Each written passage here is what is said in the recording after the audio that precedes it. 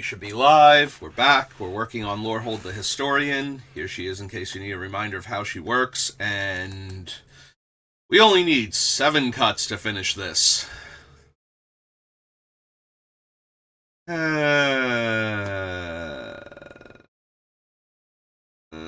Surely. Surely I can find 7 more cards on this list that we don't need. Surely I can do that. We're at the end, and I kind of really want to keep everything I have on the list.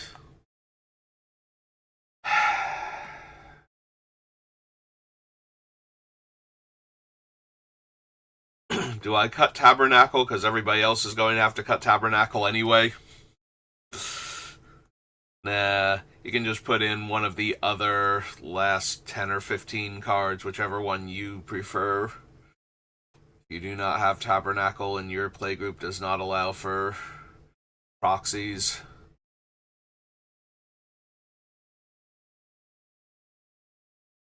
But I think I'm going to try Tabernacle in this build.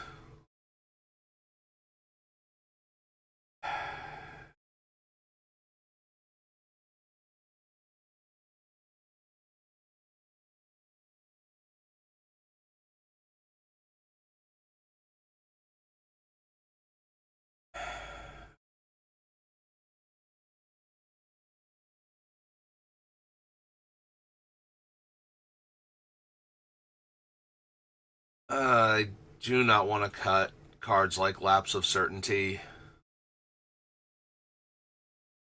I do really want to be able to interact with opponents casting something to protect their stuff. I need their Teferi's Response to fail at the most inopportune time for them.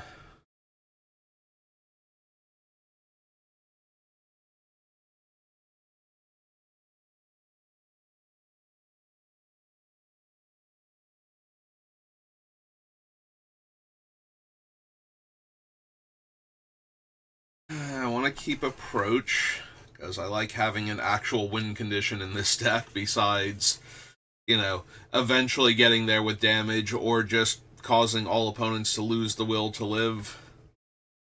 I prefer the lose to will to live win condition on something like Arena, where I don't have to listen to my opponent for the rest of the evening explain to me what a terrible person I am for winning in this manner.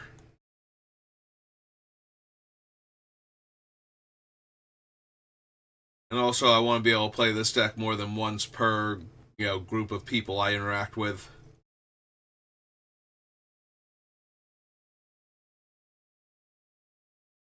So, I would prefer if there was an actual way to win the game instead of just making everybody miserable and regret inviting me to play Magic with them.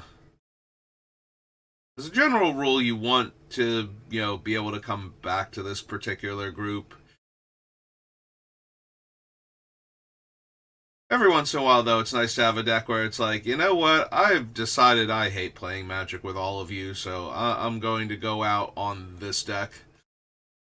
And then we can all agree that we should never play Magic together again.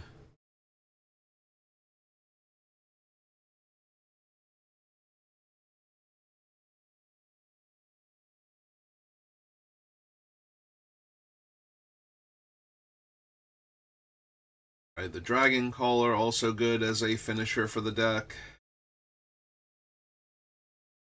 And then cards like Soulfire Eruption and Kaboom. It's gonna be Mizzix Mastery, isn't it? Because I hate it being Mizzix Mastery because we can discard a card to get a different spell, and having one of the big clunky expensive spells in our hand. This gives us a way to cast it later when we need to, while being able to get rid of it fairly early. We have a couple of other ways to do that, like we're not completely bereft if we lose Mastery.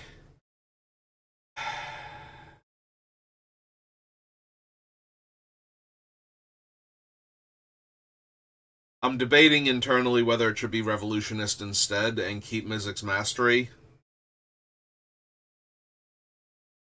But the Revolutionist we can cast by discarding him for 4 mana and then get back our other spell, whereas Mizzix's Mastery we can get back the spell for 4 mana later on. It really depends on what spell we're getting back potentially, and whether or not we need to spend the 4 mana now or later. They have a bit of overlap, but they're nowhere near the same card. But they're serving similar purposes in the deck, which is getting access to a spell that I might have discarded earlier to look for something I could cast now off of Lorehold, and then later on when it would have been more relevant, or we have the mana for it, or we can put it back on top so we can actually miracle it. We would want to get it back.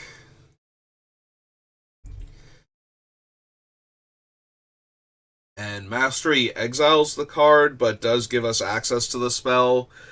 Revolutionist does not exile it, but also makes us either pay the full amount of mana for it, or find another way to get it on top so we can redraw it.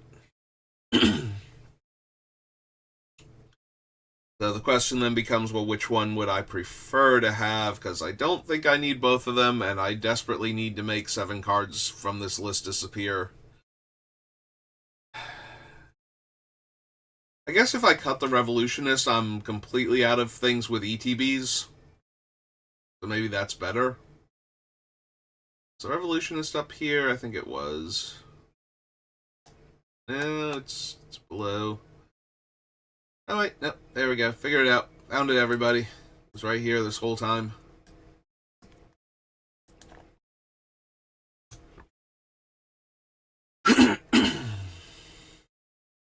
Alright. That's 1 of 7. What shall the other 7 be? Or other 6 be? So that way we can actually be done here. Oh, first of all,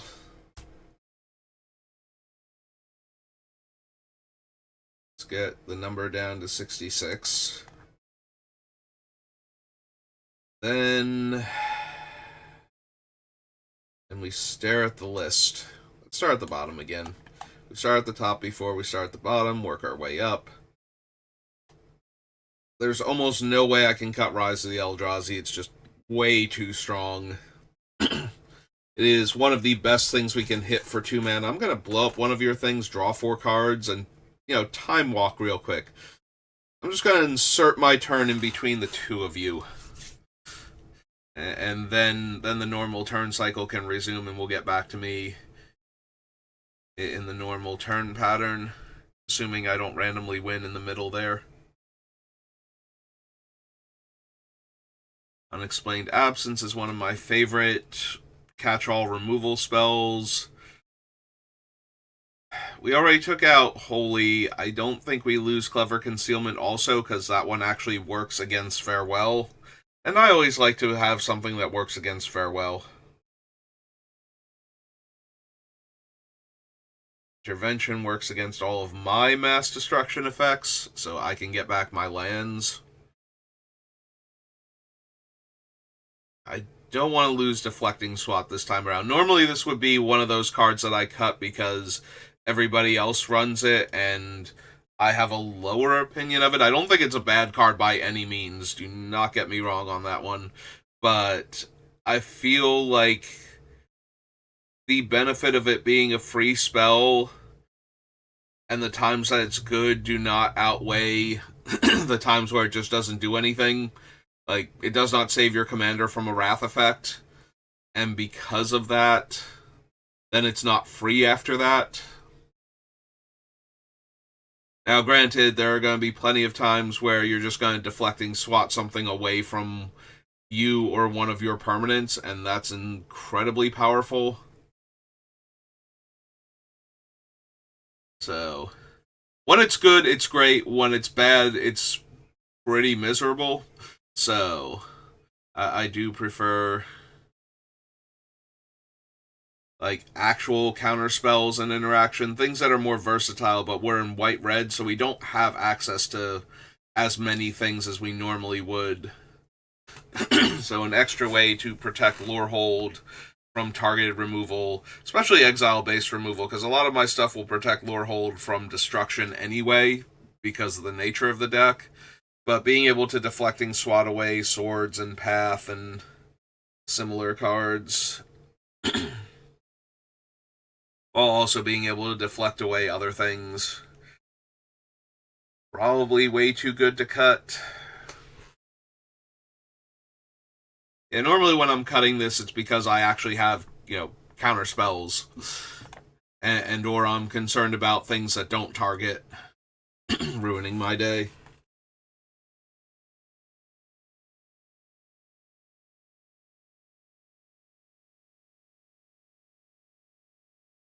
Do not wish to cut Ragavan. I think Ragavan.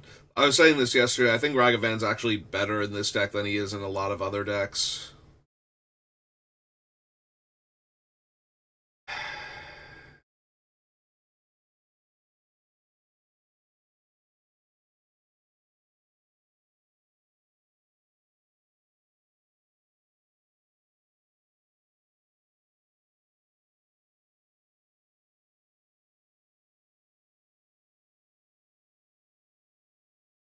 Yeah, I think I'm going to leave Faith's Reward for right now.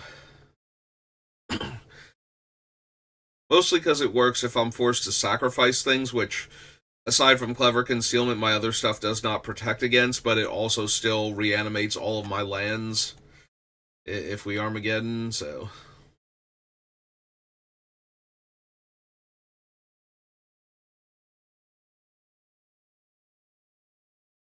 Keep the Seminar. Seminar can't get back lands, but it can get back the small number of creatures we have, and it can get back ramping artifacts, plus things like the planetarium. So I don't want to get rid of it. Just being able to get back my ramping artifacts is probably good. Like, even if I wound up cutting planetarium at the end of all of this.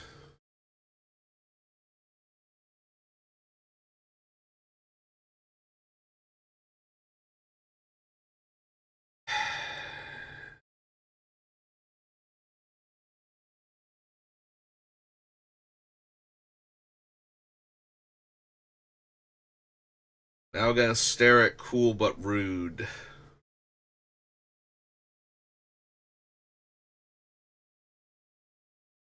It's potentially 2 damage per opponent's turn every turn cycle.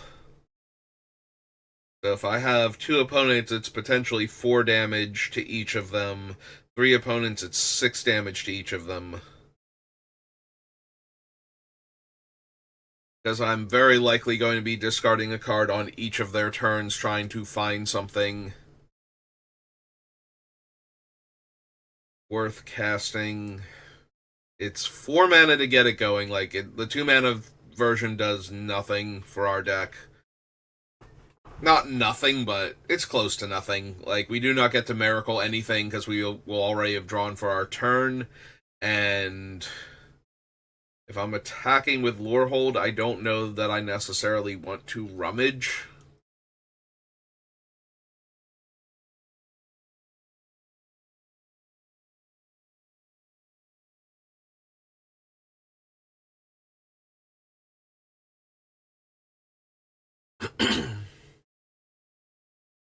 Yeah, I think I'm going to consider it. It might be that it has to go just because it's too low impact by itself. Like, Monument can do a similar thing if I want it to, but the fact that it lets me draw a card instead is kind of a huge deal. If I get to discard a card, and then I get to draw 2 cards, one for the rummage and one for the trigger from this thing. Granted, I will only get the first card as a miracle, so the second card, it might, like, if it comes up in the wrong order, it's going to be annoying. but at the same time, this is a way to go up cards consistently. And if I wind up casting too many of my miracles, I'll wind up with no cards in hand to discard in order to hit other spells. So I do want a few ways to get extra cards into my hand, and Monument is the strongest because of how our deck works.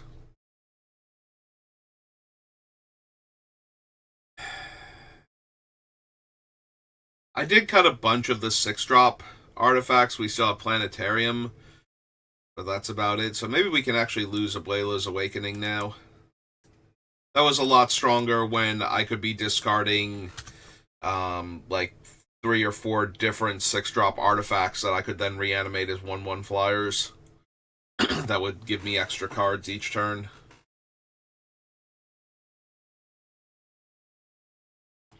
It is a shame we will not be able to awaken the One Ring as a flying indestructible Doomsday weapon. Although if it's being a Doomsday weapon, it's not drawing me cards, so...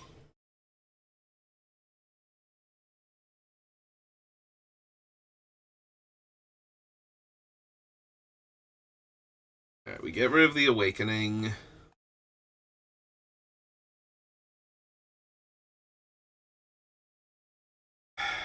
I do want to still keep Stroke of Midnight. I think... It's another catch-all removal spell, and I don't want to go too low on those.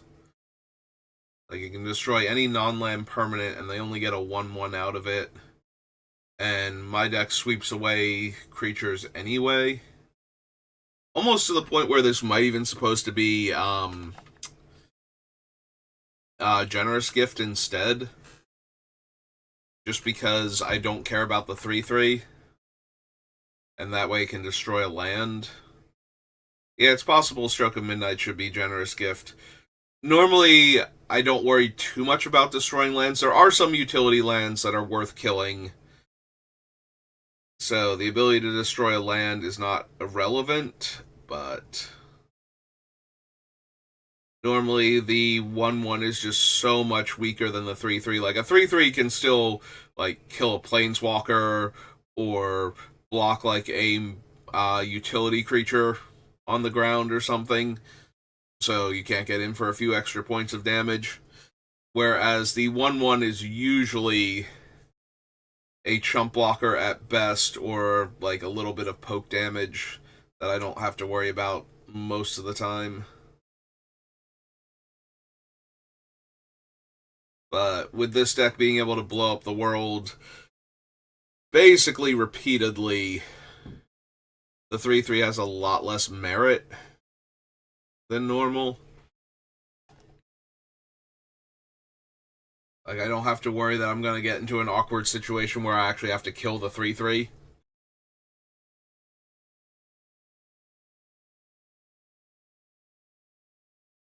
Not that that comes up super often, but it is something that comes up every once in a great while. But also being able to destroy a land is something that comes up once in a great while too, so it's been kind of hit or miss. Usually I err on the side of Stroke of Midnight, because I mostly want to kill like an artifact or enchantment, and sometimes a creature.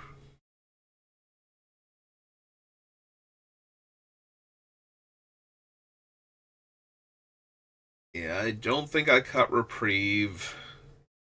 I don't think I cut the Palantir either. Palantir, most of my stuff is so expensive that opponents can't afford to mill me.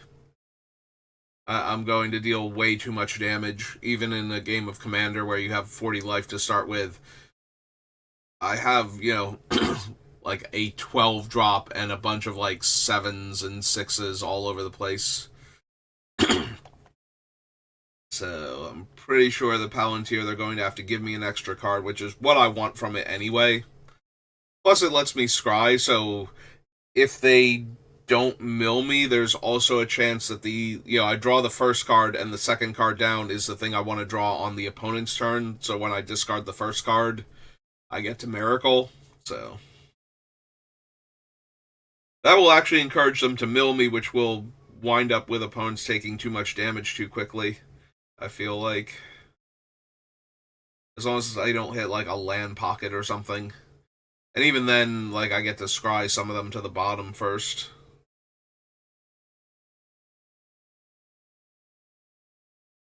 Yeah, the Palantir stays. The One Ring does stay. I think I'm low, bordering on out of ways to exile it myself, so I do have to be careful. Because I don't have a ton of life gain either, so while drawing a bunch of cards is really strong, my deck is a bit too grindy of a win. Like, I remove all of your resources and then slowly pull you apart, rather than, combo kill you quickly, so I do have to worry that the One Ring will deal me a ton of damage, potentially killing me faster than I can kill the rest of the table.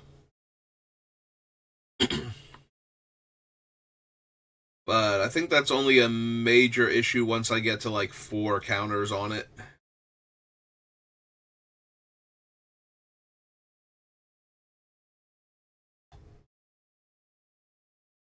Yeah, because I don't think I have a way to get rid of it anymore.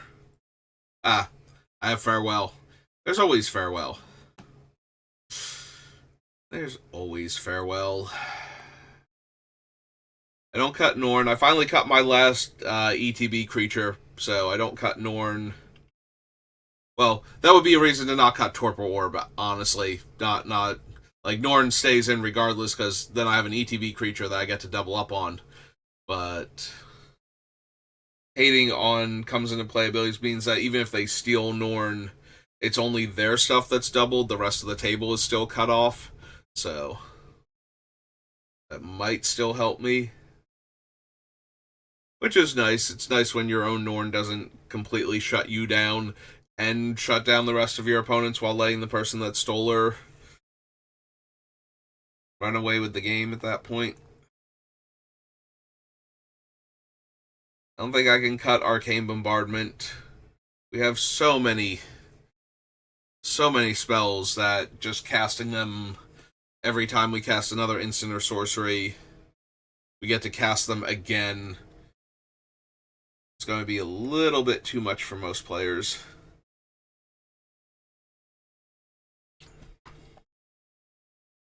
The ideal is to discard Rise of the Eldrazi to cast an instant or sorcery off the top of my deck, exiling Rise of the Eldrazi, and then casting that for free, and then just trying to cast that every turn for the rest of the game.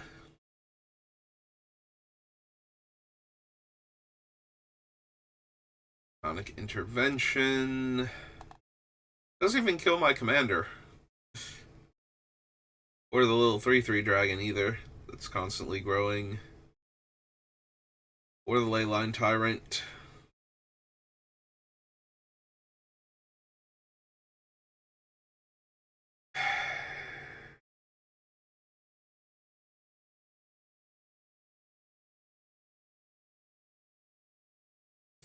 Yeah, I really like being able to float the extra mana, because one of the bottlenecks for this deck is going to be having the 2 mana per opponent per turn cycle.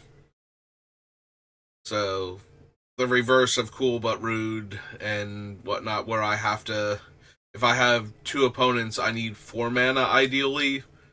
So that way, if I draw something, I can cast it for both of them. And for 3 opponents, I need 6 mana per turn cycle. So having something that can just float all of my red mana between turns, so that way I have a little bit extra to work with. And also the ability is fine, just being able to use that mana to deal damage if it dies. Electro is obviously significantly better in every aspect except for the size and the dragon status to avoid intervention, but I still think I want to consider Leyline Tyrant. Iliad's Intervention. Approach of the Second Sun. Yeah, I think Heliod's Intervention is my only consistent way to blow up enchantments, on a large scale without destroying all of my own. And it's also my secondary way to do that to artifacts after Vandal Blast, so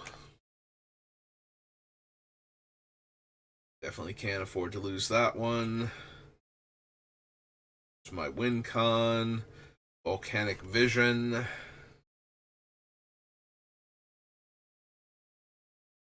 If I get rid of Volcanic Vision, the only way I have to get instants and sorceries back, I think, is Mizzix Mastery, so I don't necessarily want to get rid of Volcanic Vision. For that reason, if nothing else. It's also just a decent damage spell, like, for killing all creatures, because a lot of my stuff is so expensive. Boros Charm. One of the cheapest ways to protect all of my things, and it does give my permanents indestructible, right? I'm not misremembering how Boros Charm works.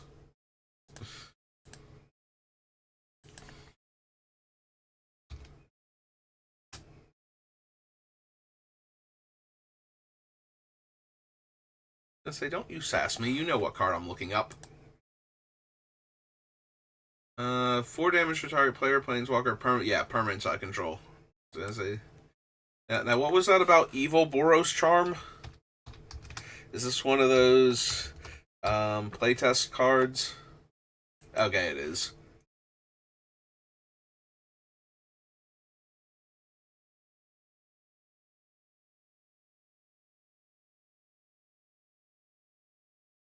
Okay.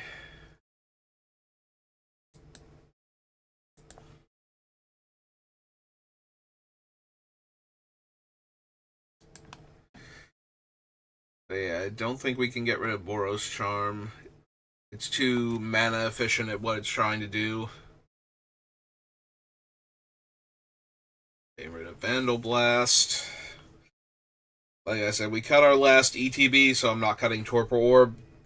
I like Torpor Orb too much as a way to shut down opponents' things.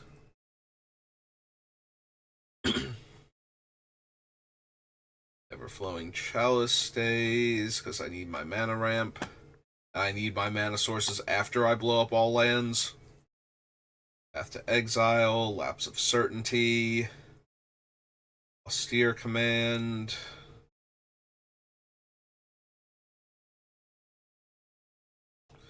Yeah, I did consider cutting Austere Command, but as another way to blow up problematic enchantments, or if I need to sweep the board of artifacts, as much as I love my own.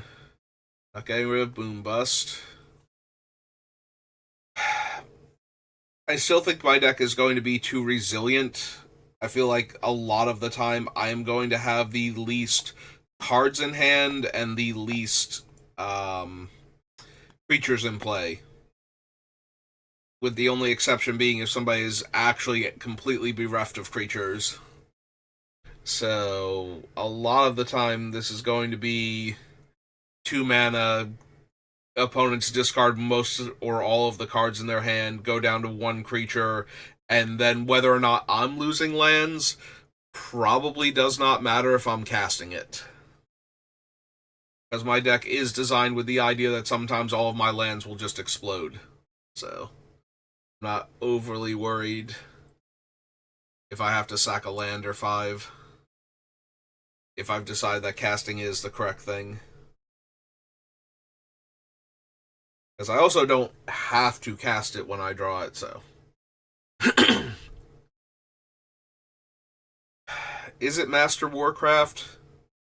I think Master Warcraft is a very good card in this deck, but I already got rid of Disrupt Decorum, and Master Warcraft kind of fills a similar role. It is nice to be able to make one opponent attack another and decide if that other player is going to block or not, and how they're going to block. You can do a lot of damage when you get to make all the decisions and do the things that they would least like you to do. But at the same time, it is only okay. in this deck. Alright, so that's 2 cuts, brings us down to 64. So 4 more cards, and I'm good. Armageddon has to stay. Library of Leng is too powerful. Mana Vault, we've already figured out that I want to keep that as one of the mana rocks in the deck. Soul Ring, Swords to Plowshares. Land tax stays because if anybody recovers faster than me from an Armageddon, I want to be able to catch back up to them. Tabernacle is staying because it kills all of my opponent's creatures once I Armageddon, unless they have a ton of mana rocks laying around. And I only need 1 mana to keep Lorehold alive, so... I will need to play Tabernacle post-Armageddon, or replay it from the graveyard with Crucible, though, in order to get the effect. Enlightened Tutor goes and gets Library of Leng, Sensei's Divining Top, Scroll Rack, so all of the important setup cards. It gets all of our mana rocks. It gets the land tax or Arcane Bombardment. Also, technically, I can Miracle it, so I don't have to, wait. I don't have to cast it and go get the card. That's true, that doesn't help much, does it? I'm thinking that I can Miracle it so that's not on top of my deck, but it's like, no, that's the other spell that's on top of your deck. I might be tired. Yeah, Enlightened Tutor only puts artifacts and enchantments on top, and you can't Miracle those with Lorehold, so... that does not help anything at all. I guess if I literally draw the Enlightened Tutor on somebody else's turn, and I don't have white mana, I can Miracle it, but yeah, it's not even saving any mana or anything. I like how I don't even have its text. I just noticed that. I just wrote down Enlightened Tutor and kept on going. There we go. Mind Stone for ramping, Scroll Rack. Make sure that my miracles happen when I need them to. Aside from Library of Leng, when I have the card in hand, Scroll Rack does the absolute most to guarantee that the miracles happen exactly when I need them to.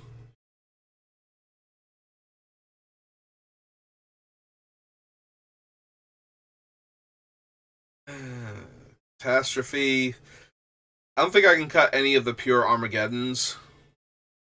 Like, we cut all of the ones that were not quite an Armageddon, and so I think we have to keep all of the ones that actually are. So, Catastrophe and Boom Bust and Ravages of War, like, all of those really have to stay at this point. Keeping Warm, Power Stone, and Grim Monolith to ramp. Do I cut Squee? Do I have enough other ways to draw cards that I don't necessarily need Squee in hand? We have the One Ring, the Palantir, the Monument. I did cut a bunch of the other more expensive ones. I think I'm getting to the point where I might cut Squee. The problem is he's still very good in the deck. Like, there's nothing wrong with him in the deck. He is an extra card per turn cycle to discard.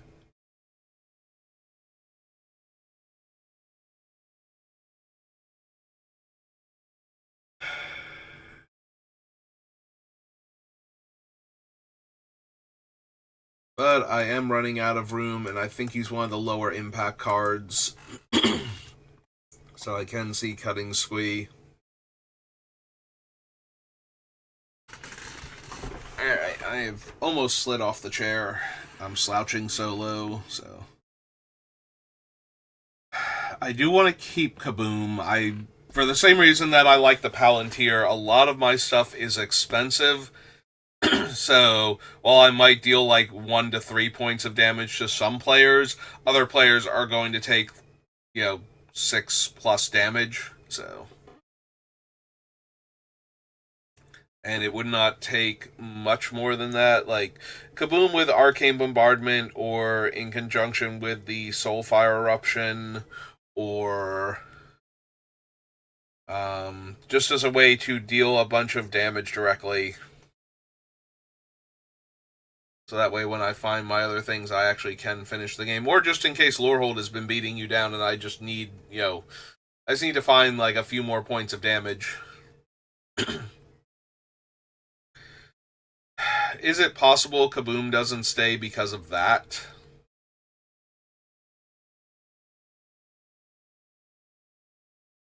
No, because I need ways to actually win the game, and I think Kaboom is good enough for the extra damage it can deal. It is random. There are going to be times where I just flip up, like a 1 mana removal spell or a 2 or 3 mana rock and don't hit the one opponent for as much damage as I need to, but I think in conjunction with the other things, it's still worth having. Plus, I already cut Prisoner's Dilemma, which is I think is just a worse Kaboom on average with how things are likely to go.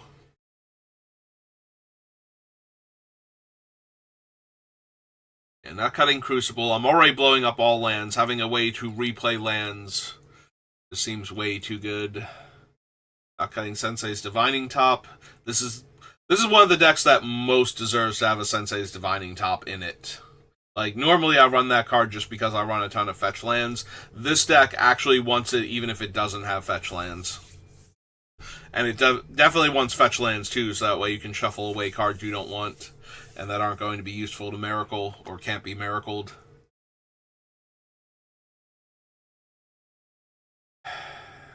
Boombust.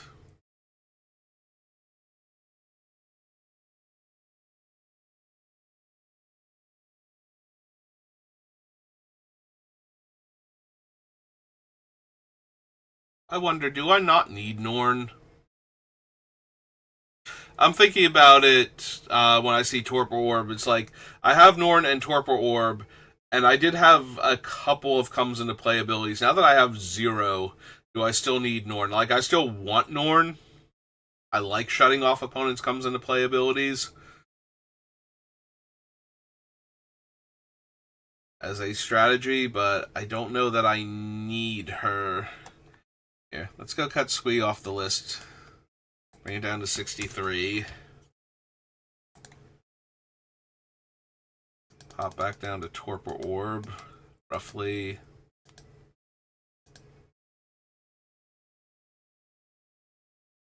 Vandal Blast, Boros Charm, Volcanic Vision.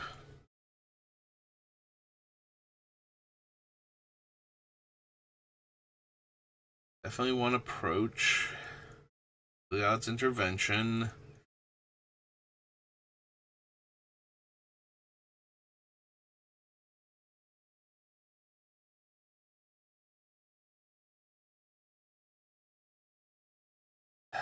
Leyline Tyrant.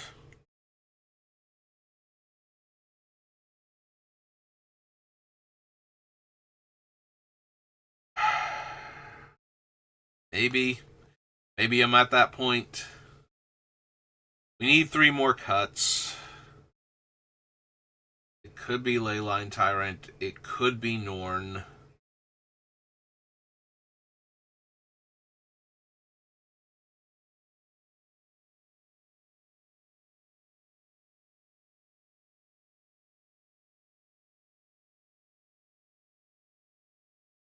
It could be Cool But Rude.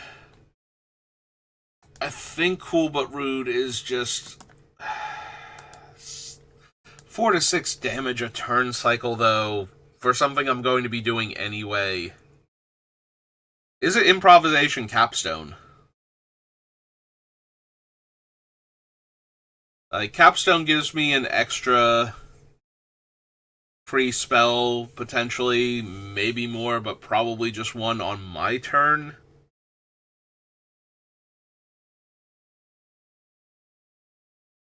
Oh, right, I never did the recount to make sure if I counted Lorehold the first time. I cut all of the other things that rebuy, like Sunbird Invocation and hit the Mother Load and whatnot. Do I get rid of Improvisation Capstone for the same reason?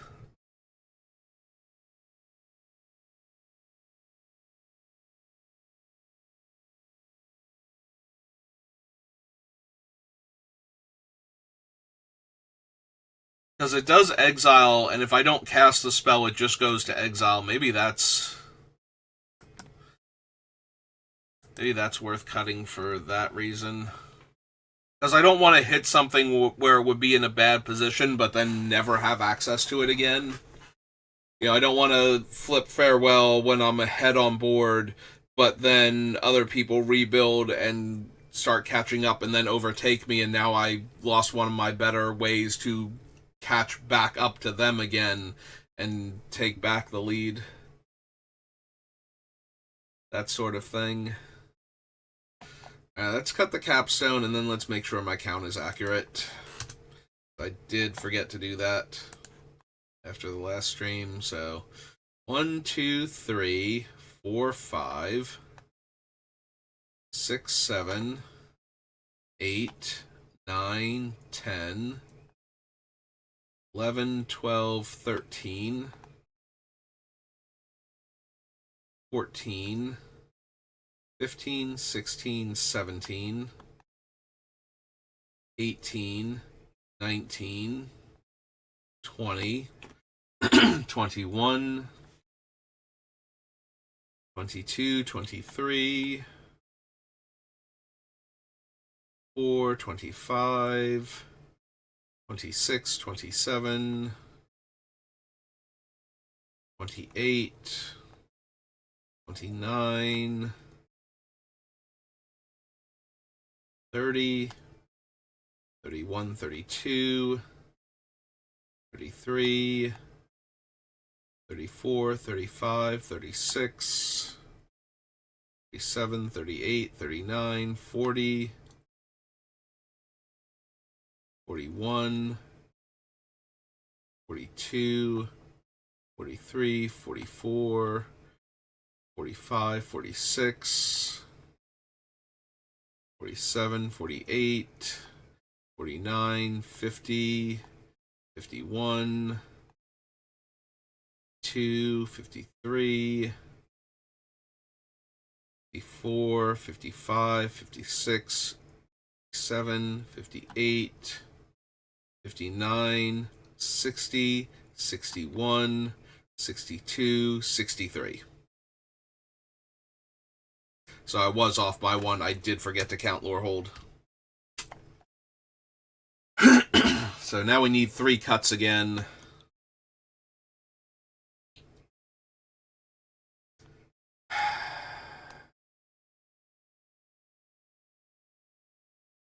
Could be Leyline Tyrant and Norn.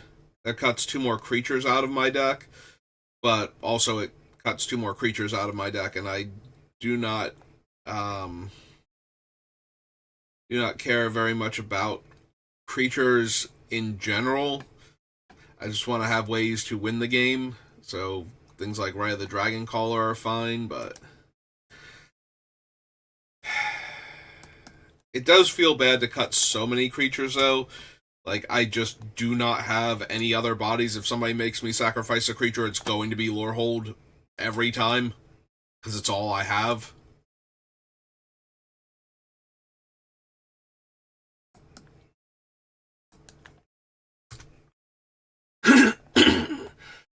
Excuse me. But at the same time, it's not what the deck is about, and while it does leave me vulnerable, it also means that I don't lose anything when I'm destroying everything, so.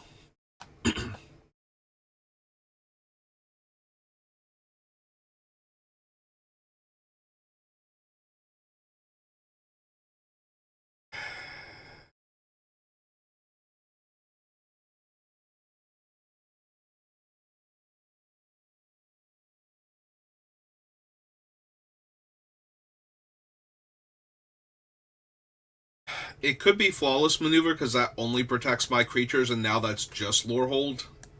Basically, I have like 4 other creatures. Maybe that's actually correct. Because I don't have a lot of wraths that kill creatures anyway.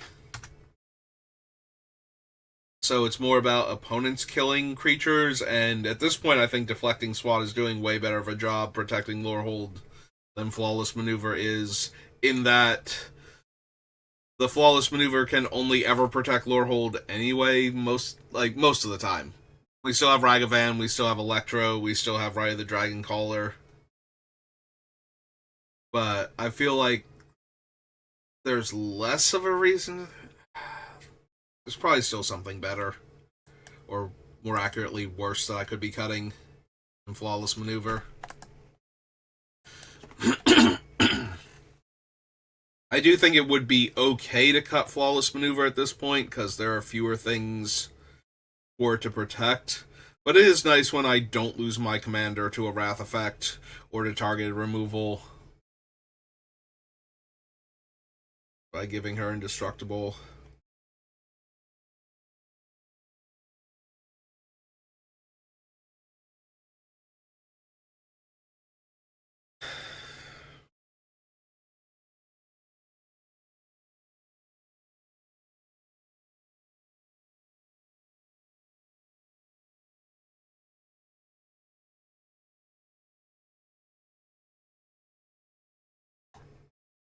Yeah, maybe maybe it actually is, because I have other ways to protect my things, and this one can only protect creatures. Yeah, I'm talking myself into it. I think it is Flawless Maneuver. So, as an alternative suggestion to any of the cards that I've cut off of the list that you think you might want to run instead, if you have Smothering Tithe, normally I don't put Smothering Tithe in my white decks because I find it more annoying than powerful. I find cards that tax the opponents for doing things that they're going to do anyway, but you want the other effect from it. You want the treasure, or for Ristic Study, you want the card draw.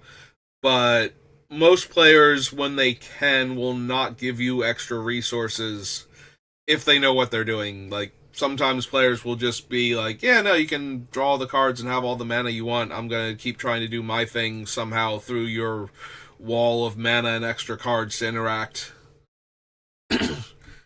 But I feel like they annoy players more than they succeed. So I usually tend to avoid Smothering Tithe and Ristic Study unless the deck has a very specific thing going on, and this one does. Because of all the Armageddon effects, having Smothering Tithe in the deck would actually be very strong, and I just kind of glossed over it when going through Return to Ravnica.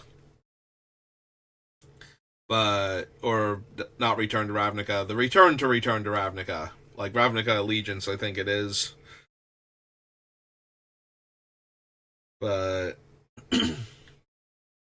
I do think Smothering Tithe would actually be pretty strong in this deck. So if you have like that $30 to $50 enchantment instead of this $1,000 plus land, that would be a good replacement for it.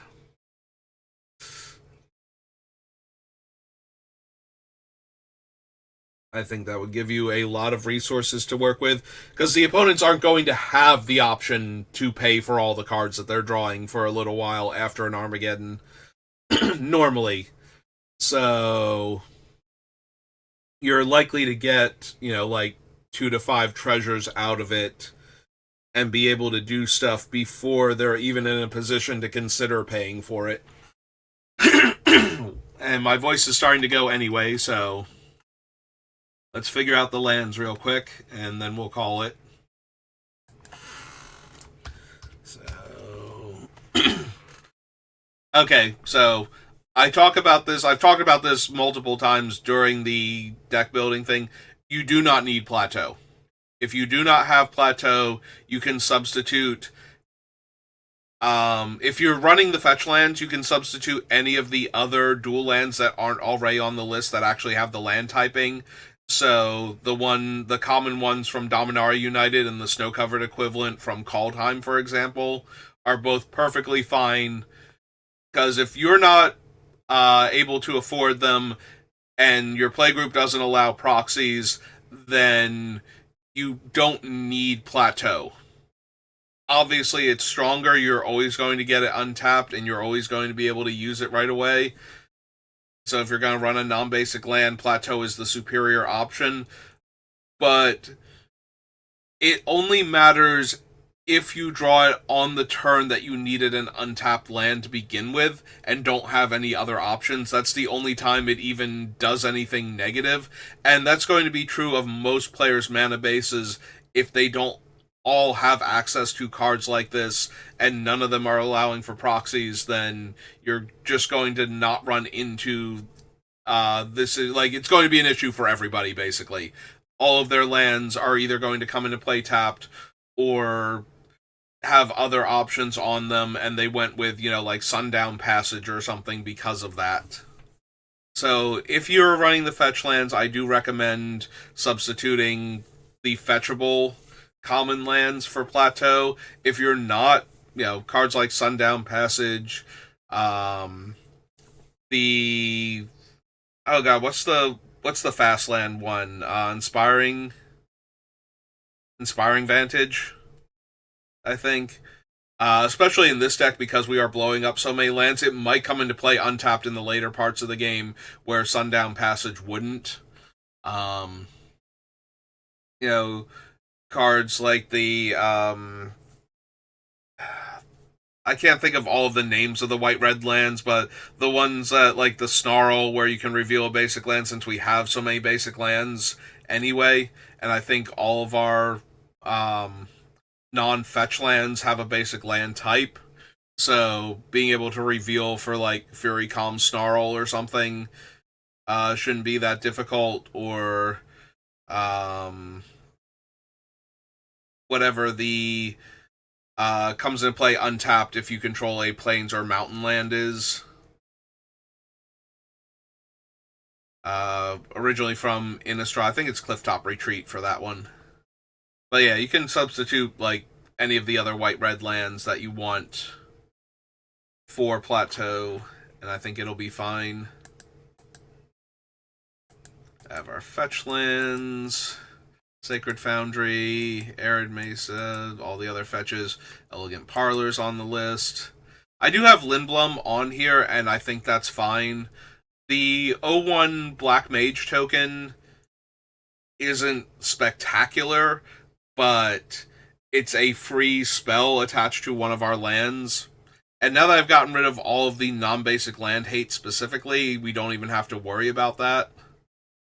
So it's just a tap mountain that can also be used to make an 01 that's going to ping our opponents for almost every spell we cast. Prismatic Vista, Command Tower, Myriad Landscape, and the two new ones, the one that come... I forget which one is the cycling land and which one is the comes into play tapped unless you have two basics, but we have two basics. So we only have 16 non-basic lands, which leaves us with room for 24. Since I cut all of the, like literally all of the non-basic land hate, we could run a few more non-basic lands that come into play untapped pretty consistently, like the Clifftop Retreat, and I feel like we definitely run the Clifftop Retreat. We could run Fury Calm Snarl. Let's go to Innistrad.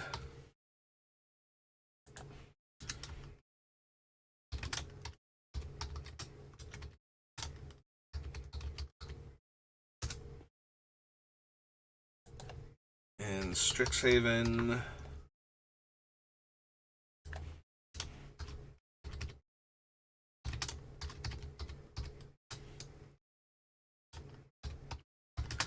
Because those are going to come into play untapped almost all of the time. I don't know that I need Inspiring Vantage or Sundown Passage.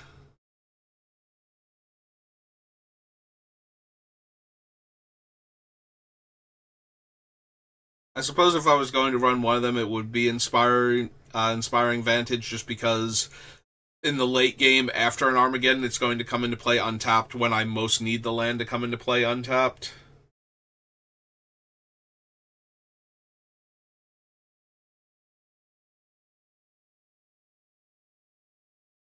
Yeah, I can see that. Alright, so we go to... was Kaladesh? Was Inspiring Vantage?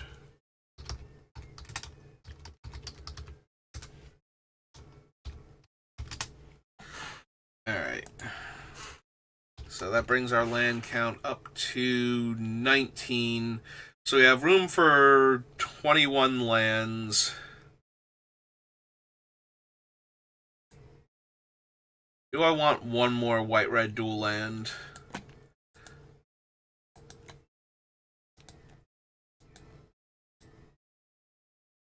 Let's see, white-red.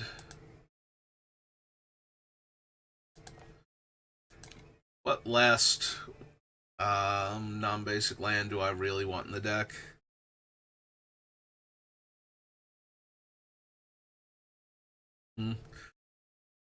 Adagia would be really strong if I had the bodies to actually staff it. I need to spend 3 turns tapping Lorehold before she actually manages to successfully crew the planet. Ancient Amphitheater is literally always tapped, so that's not great.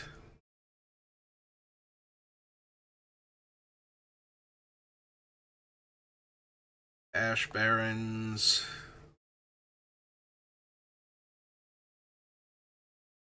I don't think I need Naya Panorama. I'm looking at the Bant one, but I'm thinking of the Naya one. Since it could actually get both of our land types.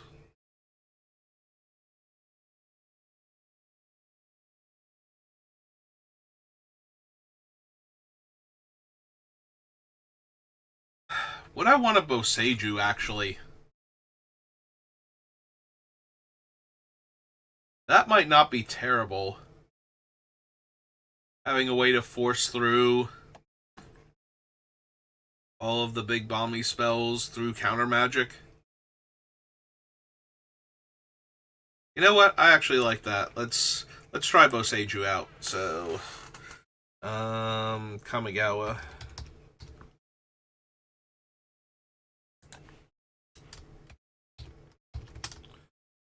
Alright, Boseiju, right? Who shelters all?